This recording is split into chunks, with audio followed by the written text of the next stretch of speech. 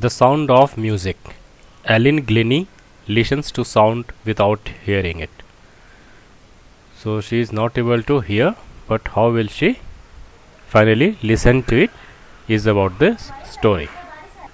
Before you read, God may have taken her hearing, but He has given her back something extraordinary. So it starts with she was not able to hear with her ears. So God may have taken her hearing, but has given something else that is extraordinary. So she could not hear directly with her ears, but she can still listen to it, okay, with some extraordinary extra quality. What we hear, she feels far more deeply than any of us. That is why she expresses music so beautifully. Read the following account of a person who fought against a physical disability and made her life a success story. So, this story is about a person who fought against a physical disability and she was not able to hear and made her life a success. So, it is about Evelyn Glennie. Rush hour crowds jostle for position on the underground train platform. A slight girl, looking younger than her 17 years, was nervous yet excited as she felt the vibrations of the approaching train. So it starts with a young girl of around 17 years. She looked small, smaller than her ear, and she felt the vibration of the approaching train.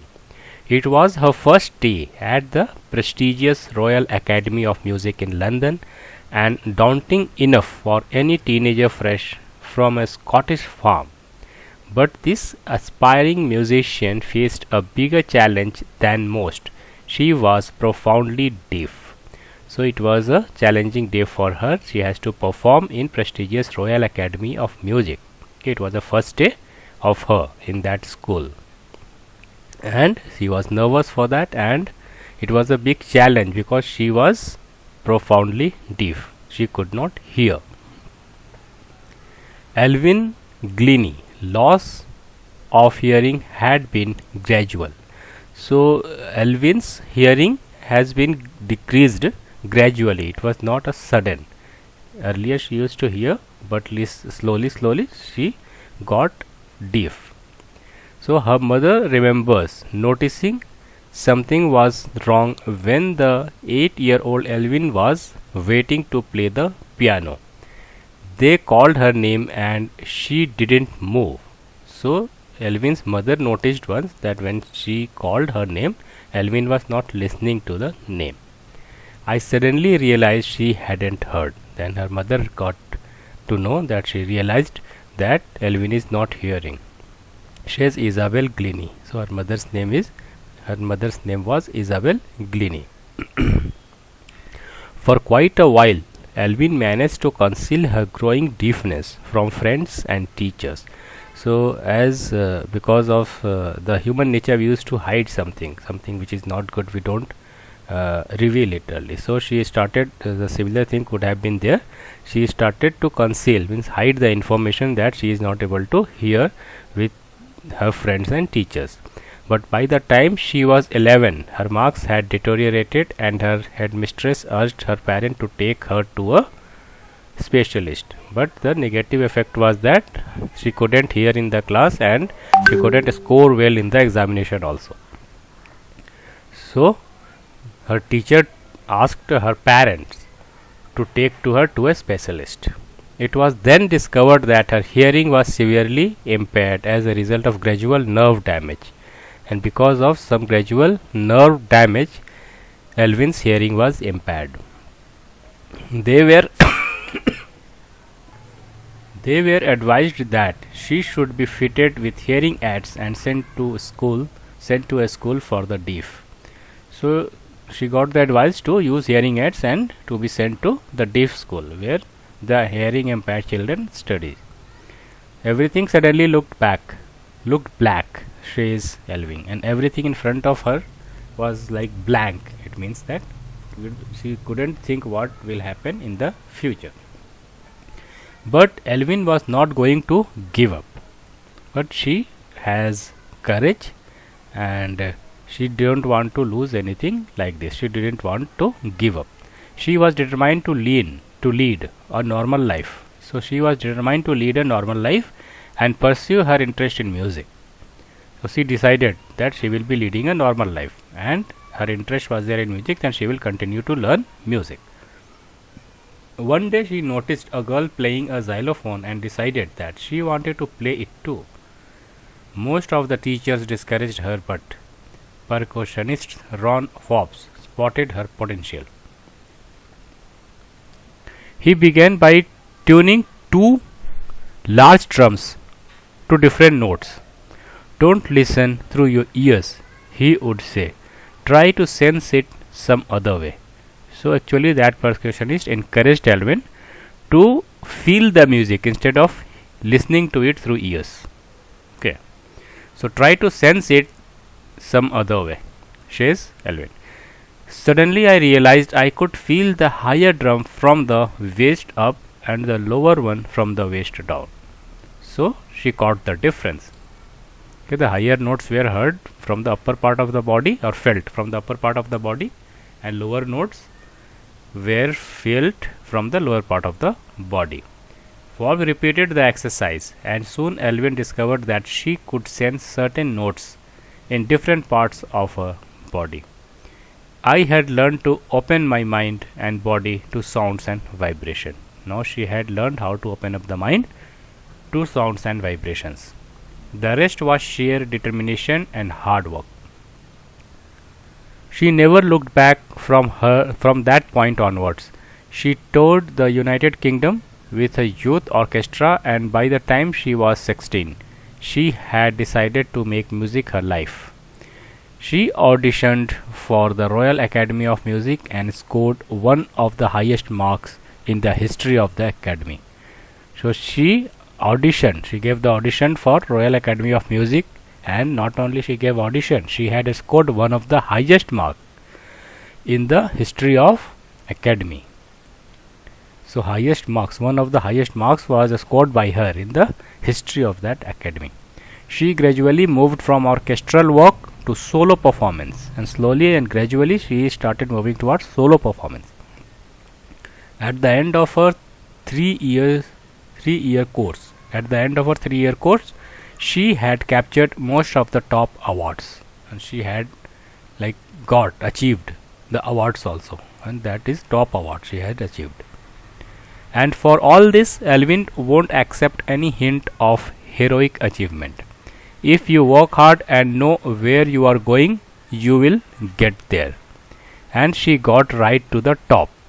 The world's most sought after a multi-percussionist with a mastery of some 1,000 instruments and hectic international schedule. So she got busy after achieving this success. It is intriguing to watch Elvin function so effortlessly without hearing. Intriguing means fascinating and curious. So people were curious to see her performing, because she was not able to hear the sound. Still she used to perform so well. So it is intriguing to watch Elvin's function so effortlessly without hearing.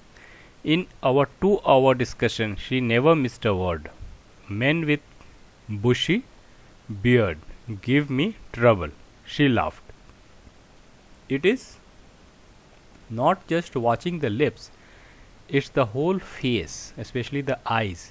She speaks flawlessly with a Scottish lilt. Lilt means a way of speaking. My speech is clear because I could hear till I was 11. So she knew how to speak the words because she was hearing till the age of 11, she says.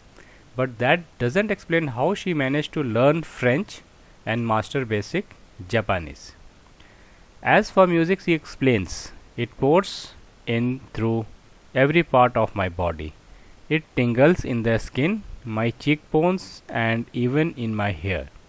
When she plays the xylophone, she can sense the sound passing up the stick into her fingertips by leaning against the drums. She can feel the resonance flowing into her body.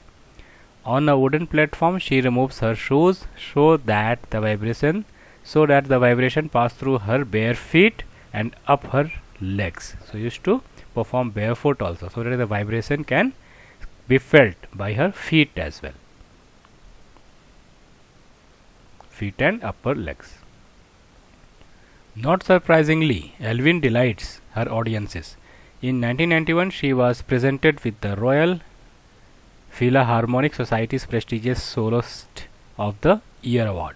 So she was awarded with Royal Philharmonic Society's prestigious Soloist of the Year award. She is master percussionist James Blades. God may have taken her hearing, but he has given her back something extraordinary. What we hear, she feels far more deeply than any of us. That is why she expresses music so beautifully. So the percussionist James Blades is saying that God may have taken her hearing, but has given some extraordinary power to her. Because of that, she is able to feel the music more deeply than any one of us, and not only she listens to it but also expresses it. Elvin confesses that she is something of a workaholic.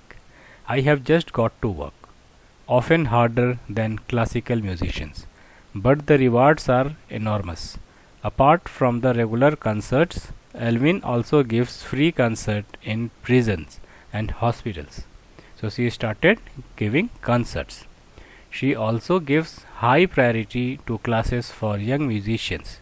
Anne Richlin of the Beethoven Fund for Deaf Children says she is a shining inspiration for deaf children.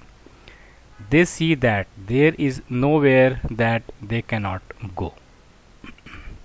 Elvin Glennie has already accomplished more than most people twice her age. She has brought percussion to the front of the orchestra and demonstrated that it can be very moving. She has given inspiration to those who are handicapped, people who look to her and say, if she can do it, I can.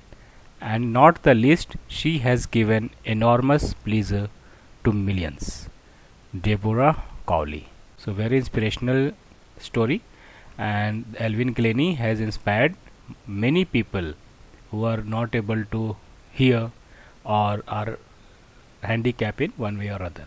So if she can do it, others can also do it. It set up a belief in them.